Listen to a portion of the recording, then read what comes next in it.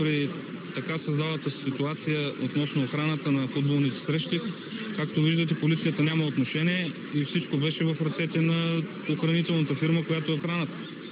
Ако вече при възникването на такива инциденти, при поискване от страна на ръководството, тук на домакините, на отговорника на мероприятието, както е редно да се каже, вече се поиска намеса на полицията, тя дойде, нещата в момента са се укротили, но матчът е свършил и всички се тръгват. Как ще се развият тук нататък според вас нещата? Кой е виновен? Клуба домакин, този, който организира спортното мероприятие? Не искам да казвам кой е виновен. Аз имам мнение, но не искам да кажа кой е виновен.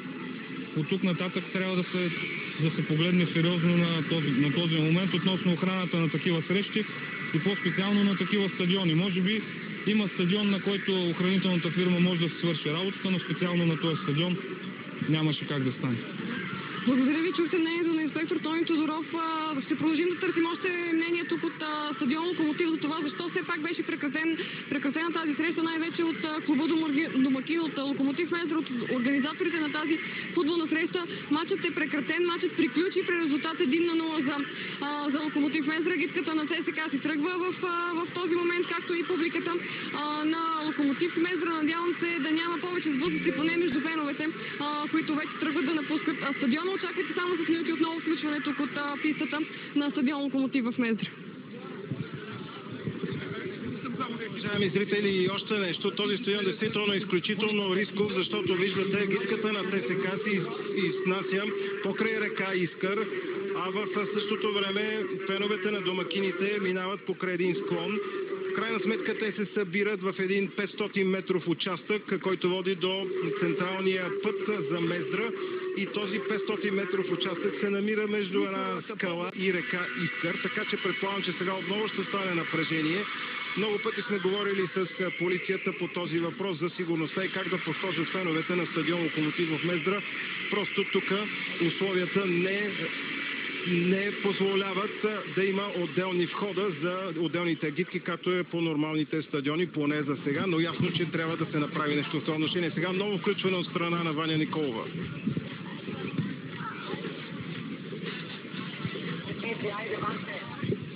Уважаеми зрители на ПроБГ, тук до мен е Петър Петров, административният директор на Локомотив Мездра. Господин Петров, защо се стигна до тази ситуация? Двобоят бе прекратен. Като вкарахме гола, не мога да разбера. Това ли е публиката на ЦСКА? ЦСКА име в българския футбол. ЦСКА име в Европа.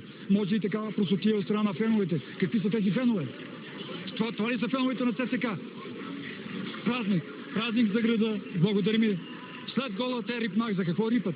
За какво рипат, че техните футболисти не могат да ходят? Че са ялови, като, да казвам като какво, техните нападатели. Защо нямаше полиция на днешния мач? Защото съгласихме да охраняват фирмата от София, която си има всички документи, която охранява Левски Слави, която охранява Монтана Литекс, охраняваше вчера на мача.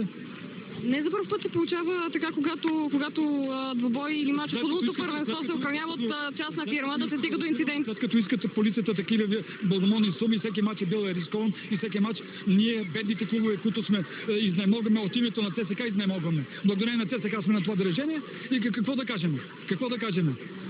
Все пак видяхме, че част от гидката на ЦСКА не беше в предназначеното за нея ограждение, бяха и долу до самия терен. Не сме очаквали, че за първи път се оказва, че наистина толкова публика не сме очаквали. Толкова публика, съжалявам, че нямахме повече место да ги приеме, но това ли е публиката на ЦСКА? Това ли е име? Просто не могат вместо да се съдят на техните футболисти, да рипнат на техните футболисти, те тръгнаха да се саморазправят с нашата публика и с нашите футболисти. Защо? Това не се е случило за първ път с гидката на ЦСКА, имаше такова нахлуване и миналия шампионат. По въоръжение съм си цитекар и се срамувам, че съм тук на стадиона, за да наблюдавам такава посокия от някакви си, не искам да ги обиждам. Как според вас ще се развие тук нататък цялата ситуация? Съгласно правилника, те са влезнали на стадиона, два пъти влизат на стадиона, камъните, 4-0 и това е. Мислите ли, че вие като клуб домакин, като организатор на спортното мероприятие също може да бъдете наказани по някакъв начин? За какво трябва да бъдем наказани? За какво сме ги предизвикали? Нашата публика ли ги предизвикали? Някой предизвикали? Някой да ги предизвикал? Не. Те си нали така? Полицията. За полицията. Това ли, вие това ли сте? Не ви ли е срам? Това ли е ЦСКА? Как не ви е срам? Това е име българския футбол, е. Дойдохте тук да се правите на велики, големите. Вместо да надънеш главата и си тръгнеш, ти се правиш на голем. Но, не ви е срам. Защо някои от шефовете на Локомотив Мездър? И дома, и се приказвате. Защо някои от шефовете на Локомотив Мездър не е тук? Георги Башев не го виждаме на Да ви стадион. кажа, не е добре с здравето, дигнала е високо кръвно, просто нямам причини защо. И от последните мачове не идват, тъй като не е добре с здравословно. Представи се, да не идват тия хапчета, не идват на матчи, затова е високо кръвно дигнала, не може. Обади се преди матча, че знава, че не може да дойде. 180 на колко там му казаха кръвните доктора, обидил се на тренера.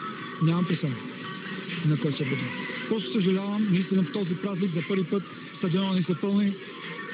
Мисля, че бяхме коректни спрямо тях. Стана хубав матч. Защо се получи така, не знам. Благодаря ви, чухте мнението на административния директор на Локомотив Мездър Петър Петров. Ние продължаваме да търсиме още отзиви тук от стадион Локомотив, след като двубоят между Локомотив Мездър и ЦСКА беше прекратен при резултат 1-0 за домакините. И така, уважаеми зрители, изключително неприятен развой на този двубой и прекратен матч в българското футболно първенство. Отново чухте причината, поради която домакините не са ангажирали полицията в този двубой. Високите такси, които изисква Министерство на вътрешните работи за охраната на футболни матчове в България. Един стар проблем, който отново изби, и още една констатация, която при всички положения отново ще се коментира. Не са готови още частните охранителни фирми да осигуряват сигурността по време на футболни мачове. Сега, доколкото разбирам, вече започва и пресконференцията след прекратения двубой.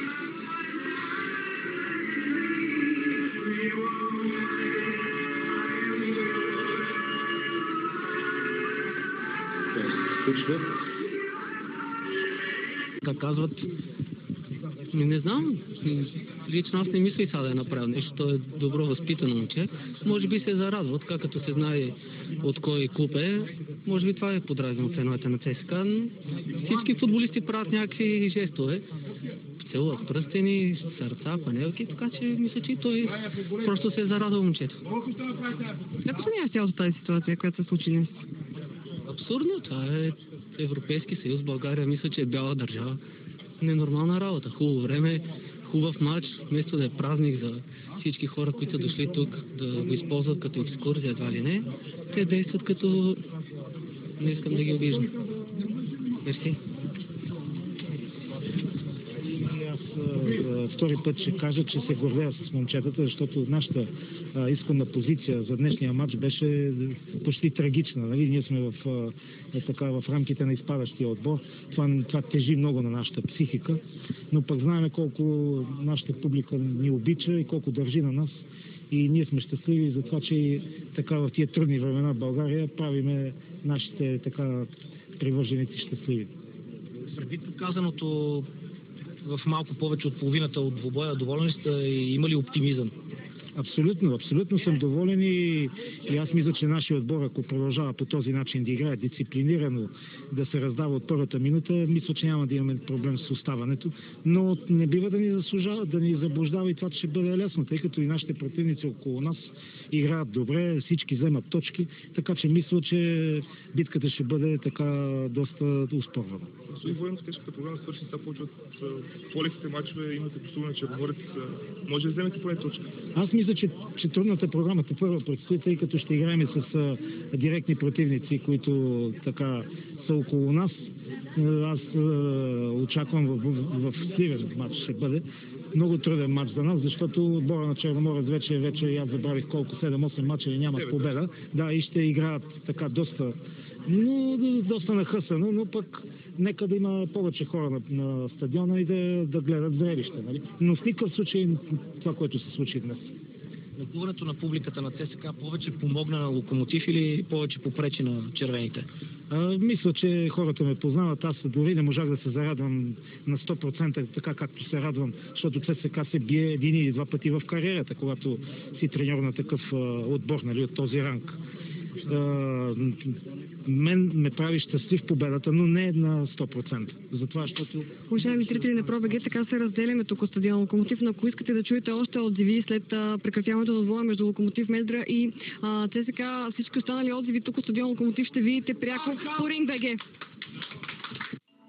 Матчът се излъчва със съдействието на аматьори срещат професионалисти. Спечели турнира на Ариана и играй срещу шампиона на България. Скри им топката!